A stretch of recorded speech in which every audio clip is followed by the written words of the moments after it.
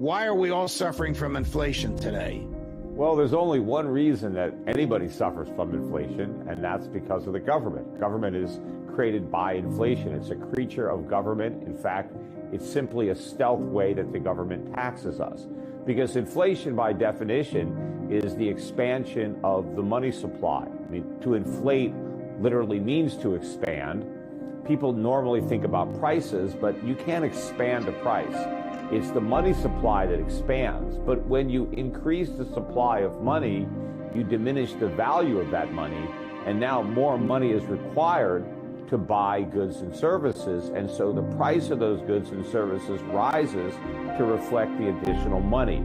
So it's the increase in price is merely a result of the inflation that is created by government, specifically the Federal Reserve, because the Federal Reserve is expanding the money supply, but the government is ultimately spending that money supply into circulation when it sends out checks without collecting tax revenue, right? You have these big budget deficits. Where does the government get a lot of the money to spend if it's not collecting it in taxes and it's getting it from the government that is simply creating it out of thin air? Now, what you just said is so logical and so obvious and so inassailable. Why doesn't the government recognize what it's doing? Or is it doing this intentionally? Well, certainly the government doesn't want the public to know that inflation is created by government, because then they might oppose it, obviously, because it's a tax. They want to blame inflation on the public, on greedy corporations gouging their customers, on OPEC for raising the price of oil, speculators for trading in commodities, sometimes even maybe greedy unions demanding higher wages. The government wants to point the finger at everybody but itself. And, part of the problem is inflation sometimes, instead of causing prices to go up, it prevents them from falling. And so we don't actually see the harmful effects of inflation because you don't realize how much lower your cost of living would otherwise have been absent government-created inflation. Because the beauty of capitalism, what little we have left in this country, is that capitalism is a force that leads to abundance, that leads to efficiencies and economies of scale. And so normally in a capitalist economy, the cost of goods and services is going down, and that means our standard of living is going up because we can afford to buy more stuff. But when the government creates inflation, oftentimes it prevents those benevolent price declines from happening. But we don't complain about it because we don't realize the benefit that we never enjoyed. So if prices go up by 2%, but they should have gone down by 5%, the government says, oh, we have 2% inflation, but we don't. We have 7% inflation. Prices are 7% higher because the government inflated the money supply than what they would have been had the government not created the inflation in the first place. So how does the government tax people by its inflationary behavior? Well, the government needs money to spend, and it has two ways of getting that money.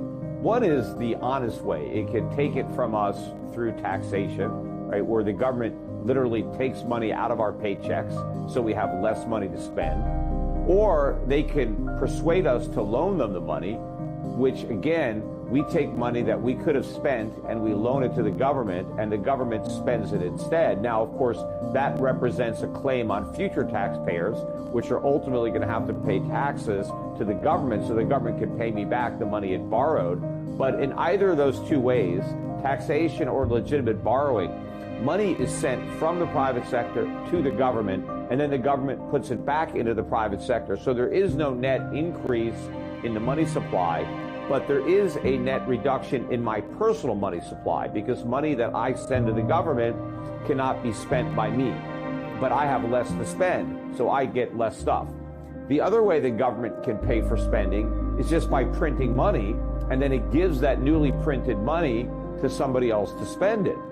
But when that happens, even though the government didn't take my money, the government took my purchasing power, because now the people who got that newly printed money, they go out into the marketplace and spend it. They compete with me to buy goods and services, and that drives up the price of those goods and services. And that additional price basically is the equivalent of a tax. So let's say the government takes 10% of my money in taxes, and now I have to reduce my spending by 10% because I only have 90% of my money, so I buy less stuff.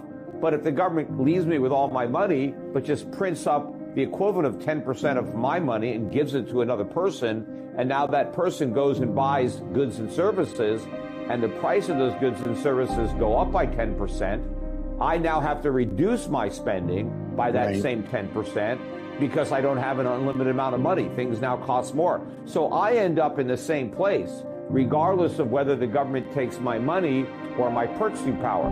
The difference is when the government takes my money, I know who to blame, right? You raise my taxes. But when they steal my money through inflation, I'm confused, especially when the government is lying to the public about why prices are going up, or in fact, they're pretending they're not going up by using the CPI, which doesn't even capture the real extent that prices are going up. So I don't even know they're going up if I believe the government. But what I do know is my standard of living is going down because, I'm not able to afford as much stuff with my income, but I'm not blaming government. And I'm not taking my frustration out at the polls. That's what the politicians don't want. Okay. They don't like to raise taxes because the voters don't like paying higher taxes. But if they steal their purchasing power through inflation, the voters don't know they're getting robbed, and they may still continue to reelect the people who are robbing them. When I was a senior at Princeton, there was a young kid who lived across the hall from me, and his name was Jay Powell. Today, that young kid... See you laughing. He was a nice guy when he was 17 and 18 years old. Today he's ruining the economy as the chairman of the Federal Reserve. How can he say with a straight face that inflation is transitory when the government is trying to borrow trillions? Yeah, well, apparently he stopped using the word transitory. So I don't know what he's using now, but he still expects inflation to come down. I mean, if you look at the Fed's projection of interest rates, by the end of 2023, the Fed still expects rates to be below 2%. Now, how could that be? How could rates be that low if the Fed is actually committed to fighting inflation? Because even if you believe the government's methodology for tracking prices, prices are rising 7% right now. Well, how are you going to do anything about 7% inflation when your interest rates are lower than 2%? You've got negative real interest rates greater than 5%.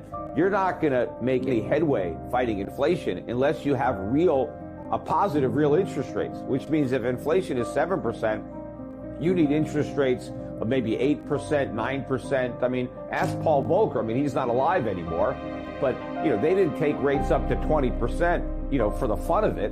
Right. Rates went up there because inflation was 13% and people thought it was going to get even worse. And so the Fed had to get in front of the inflation curve. Well, Powell is still way behind the inflation curve. That curve is accelerating now, and it's clearly going to accelerate more as the size of the deficits get bigger and bigger, and the Fed is then required to print even more money to monetize it. Now, it's not legally required to do it. In fact, it should refuse to do it.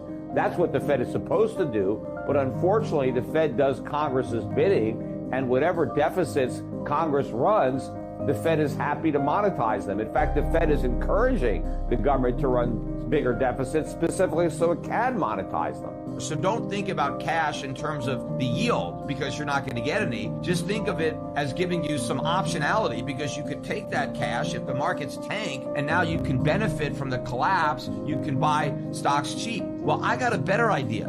Instead of cash, use gold. Because inflation is 7.5%. Again, it's 15, but let's just use the government numbers. 7.5%. If you stay in cash, waiting to buy bargains in the stock market, you're losing 7.5% while you wait. I mean, if you wait all year, you've lost 7.5% of your purchasing power.